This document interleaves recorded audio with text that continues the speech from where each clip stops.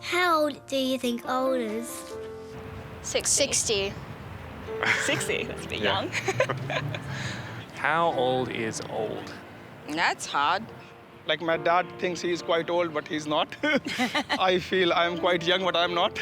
So it's one's perception. I think it depends on the person. Like, my grandfather was 90 and totally, kicking. Well, I think that's entirely depends on yourself. I'm very old, but yet I don't think I am. Well, I heard of a woman who ran her first marathon at 78. What do you think your life will look like when you're older? Hopefully surrounded by the people I love. I would hope that I'm in a comfortable environment. Yeah, mainly just not in pain or Yeah. like frail. 跳跳舞. Dancing every day. Yeah, I want to live in a sweet penthouse and have a personal chef. What does your aging journey look like? Welcome to the best 30 years, helping to make your aging journey the very best it can be. As Andy Rooney once said, it's paradoxical that the idea of living a long life appeals to everyone, but the idea of getting old doesn't appeal to anyone. There are lots of rumours about the aging journey. I heard of a man who starved to death when his wife died because he didn't know how to make a sandwich. So that's why we're going to give you facts from specialists in this 5-part TV series, The Best 30 Years. Yes, we're going to cover it all, from health to homes, finances to legalities, friendship to family, dementia, and even love and sex. We live in a society that celebrates and joyfully anticipates all the chapters of life, except the last, the aging years, which many of us refuse to even think about. While some of us plan to enjoy the riches of aging, others don't plan at all. This lack of planning is not a reflection of a type of person. It's often a result of denial and a lack of access to reliable information. A lack of information creates fear, which leads to inaction or the making of choices which can determine the worst or the best 30 years of your life. So why do we choose to ignore this vital chapter in our lives? Like most Western societies, Australia really is a society characterised by ageism. Our society is ageist, and older people can unwittingly enforce this discrimination. It's hard not to in a society that equates value with youth. And ageism, of course, is the very opposite of showing respect for our tribal elders. There are a couple of reasons why ageism has been on the rise. One goes back to almost the middle of the 20th century when we saw the rise of the nuclear family as the typical household unit. And correspondingly, we saw a big decline in 3-generation households where older people began to be shuffled off into retirement villages, nursing homes, etc., out of sight, out of mind. Is it possible for the aging years to be wonderful years? We're aging really well in Australia, and that's without really trying. We're living younger longer. An 80-year-old today is like a 60-year-old 50 years ago. That means you're healthier, you're in a younger chassis than the number of years that you've got on the clock, and that's really important because you've got a lot of years of healthy life. Most of us can look forward to 20 or 30 years after retirement. That's the same period from age 20 to 50, when we established everything about ourselves, study, career, family, finances.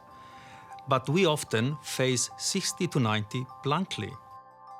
It means you've got to decide how much longer you're going to work. And if you give up paid work, whether you're going to actually do voluntary work, because working is really important to keeping young. So if it's a time of possibilities, what's holding us back? There are some common themes that we see in ageing, particularly fear and uncertainty about the unknown, and especially the perceived loss of control. I tell you what people are scared of as we age. They're scared they'll fall. They're scared of going mad. They're scared of pain. They're scared they won't belly laugh or hold hands again. They're scared their life will be over while they are still alive. something I want to share with you is that it is never, ever too late to plan. Start with where you're at. Start today. Talk to your doctors, your healthcare professionals, and your loved ones about your wishes for your care going forward. It makes all the difference. Planning doesn't just mean considering who'll look after you or where you'll live. It includes your state of mind, your health, and your financial plan. A question that we need to ask ourselves is how well prepared are we in protecting our lifestyle and our ability to make decisions for ourselves, or empowering other people who love us and who know us well to make those decisions for us. Most of us are not good at planning for ageing, but men tend to be worse, letting events take over, then calling on others for support. Usually women, a partner if they have one, often the eldest daughter. It's rarely a son, and this can create resentment, anxiety, and guilt. Everyone has a different story. Let's call this Dario's. If Dario's wife were still here, they would have made an aging plan together. Confronting it alone fills him with dread. But he knew she would tell him to just get on with it because it's better to confront your fears than live with a fear of the unknown. But men and women's stories can be quite different. A typical story is Mary, aged 58, and her husband, Bill, aged 61, at retirement. Bill's health starts to decline at 75, and Mary cares for Bill to his death at 80. In those 5 years, they use up their cash, Mary's friends evaporate, the kids live elsewhere, she can't drive, and at age 77, she is alone in a big house, facing 5 to 10 years isolated in the suburbs. With declining health and fearful of falls, Mary is a very long way from living her best years. So let's change that to make your ageing journey the very best 30 years.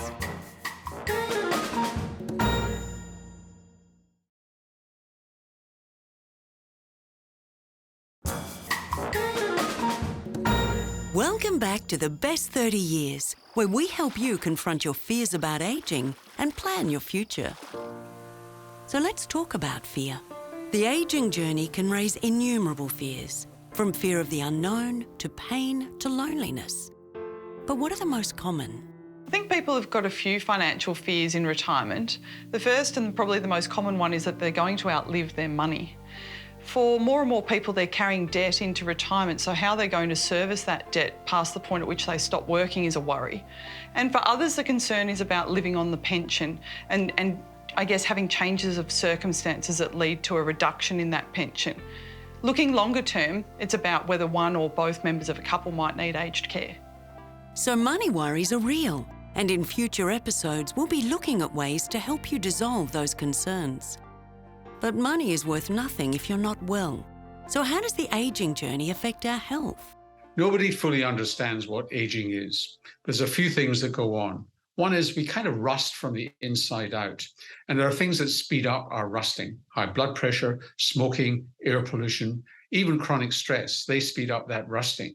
And also our immune system. If our immune system is overactive, then it also adds to this, if you like, rusting and aging of our tissues. And the good news about all that is that you can slow that down, and you can slow it down with diet, with exercise, with not smoking, and actually reducing stress in your life. That's great news, and we can make a difference by starting right now. Taking care of yourself is also a way of taking care of those you love. But taking care of yourself is more than diet, exercise, and reducing stress. It's also about reading the changes in your body and acting on them. From circulation to sleep to eyesight and hearing, because these issues can change who you are, how you relate to others, and the quality of your life. Traumatic life events such as bereavement or retirement, retrenchment, life-threatening illnesses always put our mental health at risk because they very often involve an increase in social isolation. It's understandable that bereavement and illness negatively affect our mental health. But retirement? Many people spend their working lives thinking of retirement only to find themselves blindsided by emotional and social issues, and that can be very difficult for them. Contrary to popular expectations, many people, particularly men, are depressed for the first several years of retirement. because they've lost social contact and meaning. And social isolation, in turn, is associated with problems like loneliness, anxiety, depression, and a range of physical ailments. Remember that in our criminal justice system, solitary confinement is the worst punishment we can think of. We are hardwired for connection, which means our lives progress when we are in the presence of healthy relationships of mutual love and reciprocity, which means we have give in those relationships and we also have contributions to make. That's what leads to long-term, prolonged health for us all. It's not easy to reach out and connect, but it's worth it. Not only for yourself, but for your loved ones. They have a life too, and can't be expected to be the source of yours. Let's call this Fran's story. Fran's mum and dad moved to be near her. Her dad died 3 months later, so her mother has no community and all her loneliness and problem fall on Fran. She wants to be there for her mum, but it's overwhelming her. More and more research is revealing the negative physical impacts of loneliness on our health. Current views are that loneliness is as bad for us as smoking 15 cigarettes a day. It is far better to have people in your life and almost to eat an unhealthy diet than it is to have the healthiest diet in the world, all the kale and quinoa you want, and yet to remain alone. Of course, it's not a case of either or. For great health, we should eat well and seek company. We know that one of the silent killers in later life is loneliness. Studies show that it leads to poorer health, less happiness, and even shorter lives.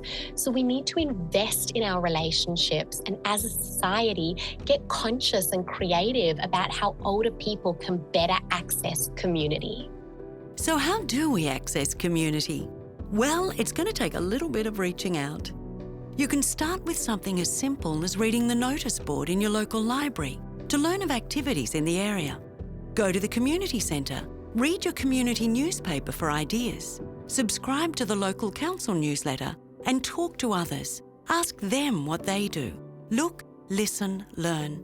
Just dipping your toe into something new can change your attitude. Have an attitude of gratitude. I mean, studies show that it helps improve your immune system, your sleep quality, and it's so easy to do. It helps you build a positive attitude just about life in general. It is smelling the flowers. It is having a moment with your kids. It's seeing your dog across the street. Little small things that keep us grounded into what really matters in life. As you get older, you keep putting it off, putting it off. You get older and something happens, and then it's hard if you've got to do something like then, you know.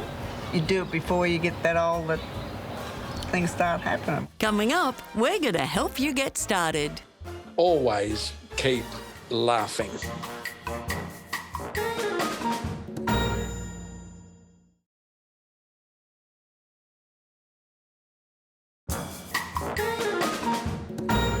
Welcome back to the best 30 years. The great poet Mary Oliver once wrote, "Tell me what it is you plan to do with your one wild and precious life." As we age, our options can become limited, but sometimes we spend more time thinking of how difficult aging is rather than how important these years are. So tell me, what is it you plan to do with your one wild and precious life?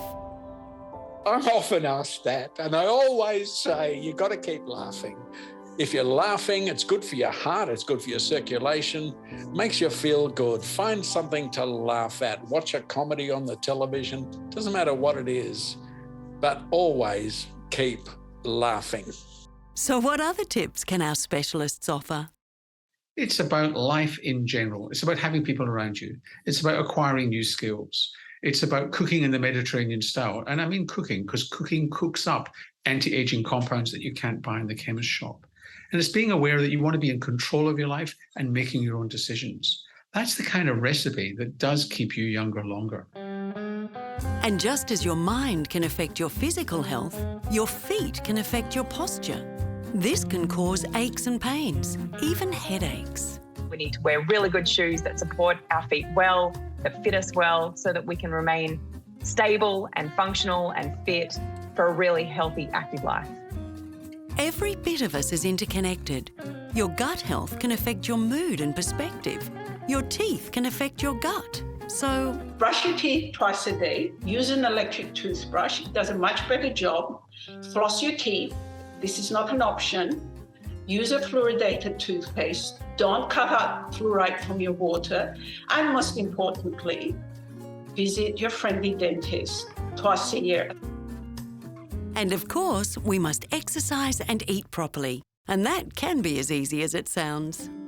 When I was working in residential aged care, we used to say to family members, take your loved one out into the sun with a small tub of yoghurt. That way they're getting their calcium and their vitamin D. Serve a fruit in the morning and then an apple at lunchtime, so I know that I've ticked off my 2 serves of fruit a day. My favourite advice is to walk, talk and read a newspaper every day, meaning you should walk in your local community for exercise, building a sense of belonging. You should talk to the local retailer and your neighbours when you see them regularly. And by reading a newspaper, you will expand your understanding of what is going on in the world, so your conversations are broader. And don't just assume you're well. Make the most of modern science and medicine and confirm that you are. For example, knowing the real health of your heart. We can do that these days by using CT scanning to literally get a 3D image of the heart and see what the health of the arteries is. This is a test that really only costs a few $100, less than servicing your car. And you can talk with your GP about getting it. And while we're dealing with reality, talk about the big issue, your mortality. I find that a great tip for families is to remove the stigma around talking about preparing and planning for this stage of life. Planning for our future years and eventually when we pass away, it shouldn't be a taboo subject. It should be something that we as families discuss with one another so that we understand the wishes of our older generations and that there's appropriate discussions that happen around the dinner table. And speaking of sharing your wishes... A funny fact is that when you bequest something, a gift in your will to a charity of your choice, you actually add about 3 to 5 years onto your life expectancy. So go do that. Gifts can be monetary, but they can also be through your actions and life purpose, or a combination of the two. When our sense of purpose is to help build social cohesion, to contribute to social harmony. Any other tips? To get your blood flowing, to get your heart pumping, to get your face going, and just a little bit of beetroot. I think it's always good to listen to talkback radio, those deep voice right-wing guys, because they will make you feel a little bit of rage. And there's nothing like a little bit of fury to make you feel alive. Coming up. If you feel like you hate everyone around you, you probably need to eat. And if you feel like everybody hates you, you need some sleep.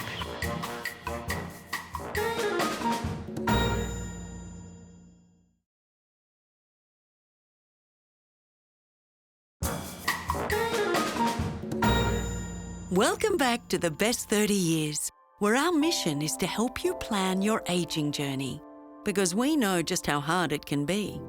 Here's another ageing story. We'll call it Dina's. Dina didn't marry to be widowed. She didn't have children, so they'd live overseas. She didn't anticipate recessions, pandemics, or arthritis. How can she plan for growing old when everything in life is unpredictable? As difficult as it is for anyone to plan life, it's particularly important in our society, where the soft underlay of extended family is being eroded. Some cultures nurture their aged, but ours often discard them. So we need to create that nurturing environment through access to care, communities, and information. And we're going to nurture you too. We've talked about community connection earlier, but acknowledge this can be hard for some. So seek information from your local GP. Take advantage of any government-provided psychologist visits. If possible, pop in to visit any community service providers for advice. Be aware of government programs and assistance. You don't need to be alone. There are people waiting to help you. And we're here to help you too. In future episodes, we're going to focus on accommodation options, health and fitness, friends, family, pain and intimacy, you name it. But right now, here are some genius life hacks from those who may be young but are still wise. If you feel like you hate yourself, have a shower or bathe, wash your face, something like that. If you feel like you hate everyone around you, you probably need to eat. And if you feel like everybody hates you, you need some sleep. Turns out there's a lot of advice on sleeping. Do a physical workout that makes you really tired. Hot chocolate helps you sleep. I find eating a banana puts me back to sleep. Poor sleep hygiene, sleep apnea, and even snoring can affect your total well-being. Are there tips on anything else? Do daily yoga. Make sure that you're eating good food. Drinking tea, very important for Asian people, drinking tea. Getting a pet is actually a big one. Keep your brain active daily, so always do something that will stimulate your brain. Advice abounds. Give blood. Carry weights when you walk. Take a daily cold shower. Or bath. Or swim. Save a fortune and a lot of time by letting your hair go silver. Play games, gardening. Making sure you give yourself the time to do things that you enjoy. Do something every day that challenges you. Do something scary. Then you'll value life a little bit more. Follow the recipe. Don't think you know better. Actually follow the recipe. Sometimes you get bad things coming up, but try to don't think about it, because the more you think about it, the more you're making it worse. Everyone's got advice. You see a statue or a monument or a plaque anywhere, go over and read it.